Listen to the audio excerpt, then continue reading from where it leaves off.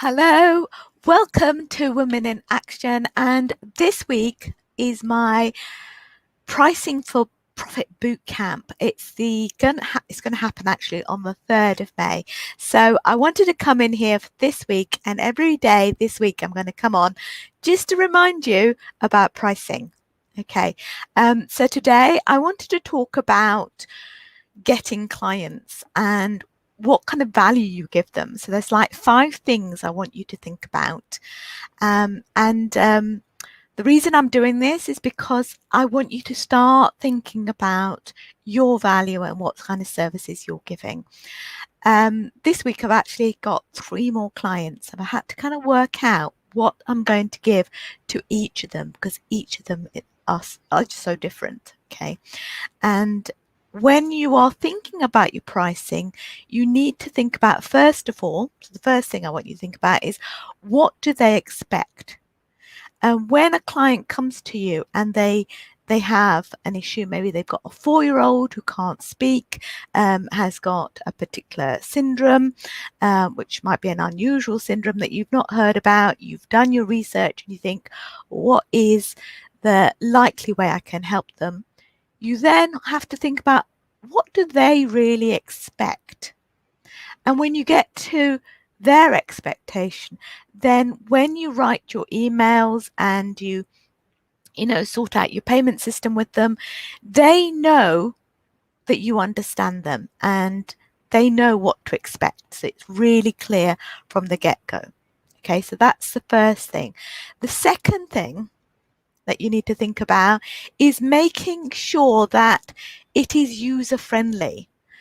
So when you see a client, yesterday I was working with a client about her child who's got no way of communicating at the moment. She's tried PECs and she's tried sort of objects of reference.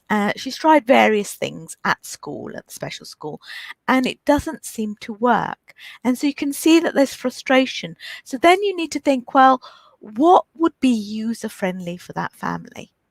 What system would actually work with them and they'll see quick results?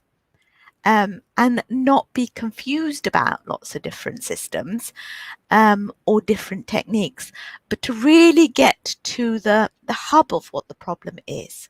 And so when you really understand what their expectations are and what their problem is, then you're able to serve them. And it's with that serving heart that you can work out something that is more user friendly.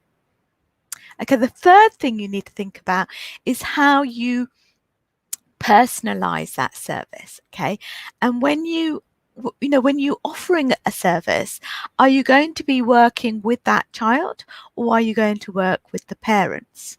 So, for example, in this situation, I decided that the best course of action is actually to work with the parents.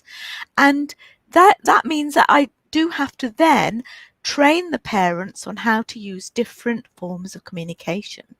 And I looked at my package and thought, well, how do I personalize it for them? And how are they going to access that, given that they've got other family members, they've got other kids to kind of consider as well? When would be a good time to see them so that they can actually learn this information and then implement it? So I was able to say to them, look, we'll do the training, we'll do it online, and I will save the recording and I'll put it in the e-learning portal. And if one of you couldn't make it, say maybe the mum was able to make it and the dad wasn't, and he wants to watch it, then they can always watch the replay. And so again, making sure that they have access, you've personalized it, you understand their situation. And it isn't just about, oh, I'm going to take your money and give you the training and then disappear off, but it's actually that they get value and they can come back and watch the videos, they can watch the training, they can implement it, they can go over and over it again. They have lifetime access. Now, that is worth quite a lot, don't you think? If you think about it, when we go on a course, I've been on many live courses. Obviously, I've been a speech therapist for 30 years. So you go on a course and you take down your notes And, you come back probably from that 1-day course really buzzing with excitement, thinking, yes, I'm going to implement that and I'm going to implement that. But there's no one to actually hold your hand through the process. There's no one for you to be accountable to. So if you implement it maybe for a week or maybe 2 weeks, and then you kind of like, oh, another new kind of technique comes into place and you forget about that one.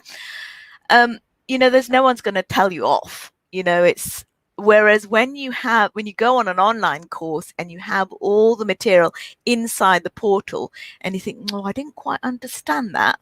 I'm going to go back and watch that video again. And each time you watch it, you get a new nugget. That's just amazing that you can do that. And so I just love the fact that when I give something to someone, it is of value. Whether they've paid £27 for it or whether they've paid, £700, £800 for a course of treatment, whatever it is, they have access to it afterwards because the recordings are there and the replays are there. Okay, and so within that, personalizing the service, you also need to think about branding yourself. Okay, so when they see something, whether it's a PDF or whether it's a sort of an activity that you've given them, they can see that this is unique to Bev Jessup. She has made this personally for me, and she's got her branding colors. It's visual. There's a connection there. There's a kind of like, this is a unique experience. She's made it specially for me. And even though you might not have made it for them, they feel that it's something that they've paid for you, from you, rather than, from someone else. So again, think about your colors and the way you visually present yourself so that people can recognize you. And if they were to have a workbook or something like that has your colors and your branding on it, and they showed it to someone else and they said, oh, Bev worked on this aspect and helped me with this, this is the PDF she gave me, that is actually going to be such a testimony to other people, and they're going to think, oh wow, I never got that from this other speech therapist. So again, you're actually marketing in a different way, and it's not salesy. It's just, again, you're just giving value. The fourth thing, which is related to that, is again the personalized homework and the guidelines. So when you are talking about pricing with your clients, they need to know that you actually understand their problems, or you understand their interests, or the child's interests. So for example, this particular child liked Peppa Pig. Okay, so you're thinking, right, well, let's make an activity around that so that he can communicate about Peppa Pig. Now, it would be quite easy for me to just go and get a whole load of symbols to do with Peppa Pig.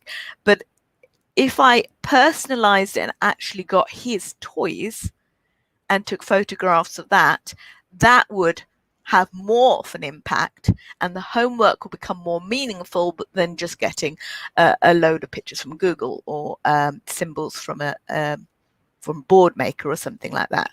So again, think about how you present that to the client, because they want to feel special, and if they're paying a particular price, which might be quite a lot up front, they want to know that they're getting value for that service.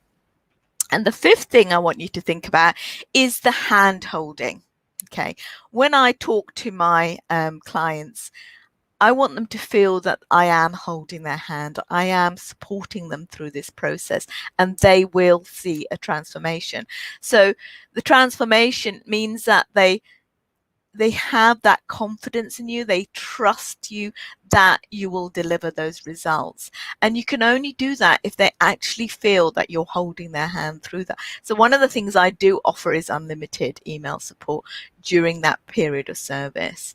And they need to know that they've got, like, you've got their back, that you're not just taking their money, but they can send you an email and say, I tried this and this didn't work, what do you think I should do?